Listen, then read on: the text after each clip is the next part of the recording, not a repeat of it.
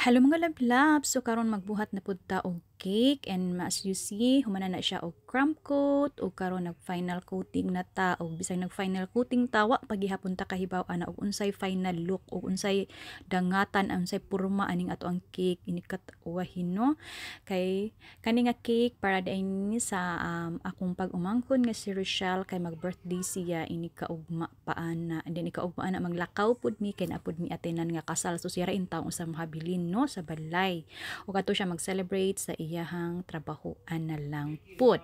and then mauna siya so while nag limpyo-limpyo ta nato ang cake nakahuna na ta nga butangan na nato siya og wave effect og unsa man ni nga wave mura mag tidal wave so wata ka uyon atong gipapa og balik og giilistan og mauna na siya ang ato ang